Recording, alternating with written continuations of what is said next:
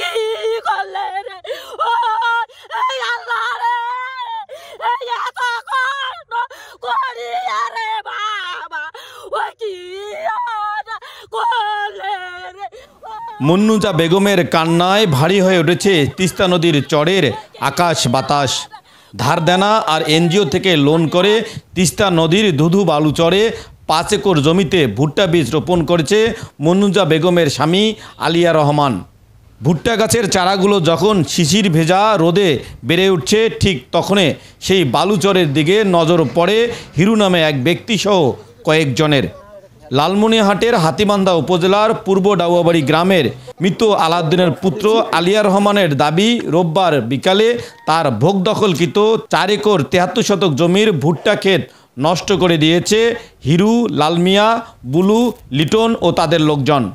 5টার সময় মনে করো আসিয়া মনে করো 200 লোক বেঁকি ডেকে ধরে, তার সামনে কি আমার সম্ভব আইসা এখন আসিয়া মনে করো ভুট্টা খাত মারি দিয়ে চলে গেছে, ভুট্টা খাত মারি দিয়ে চলে গেল।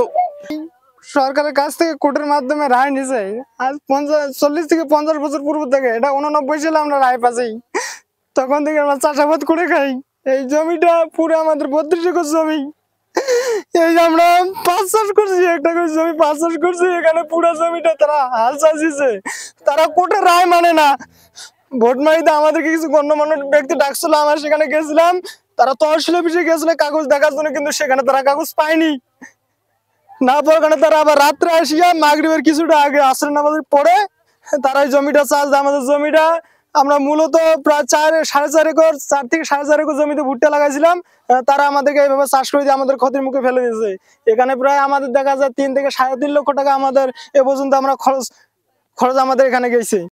স্যার আমরা বহুদিন হাতে জমি এই প্রত্যেক করে খাইতেছি। আমার বাচ্চার ঘর রাত 10টা পর্যন্ত এখানে টেপাতে পানি দেয়, নালা খিচা করে। স্যার কালকে উনি ছুরি ধরে আসছে, উনি 250-300 লাখ আসছে, আমরা একাই ধরে আসতে পারি নাই। একটা করে দুধ ধরি ছুরি ধরে আসছে, কয় বলে বেটার ঘরে এখানে আসুক, দেখো বেটার ঘর আসি আমি 5টা কাল্লা নিয়ে যাব এখানে।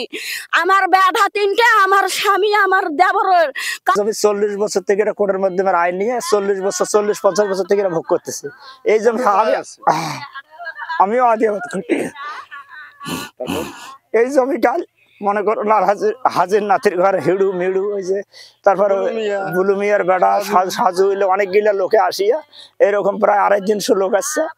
আসার পরে এখানে আমার অস্ত্র পরিস্থিতি দেখে আমরা পালাছি। এটা নিজাম ডাক্তারের জমি, এটা প্রায় 40-50 বছর থেকে মানে আলিয়ার আবাস সুয়েত করে খায় এই জমিটার মধ্যে।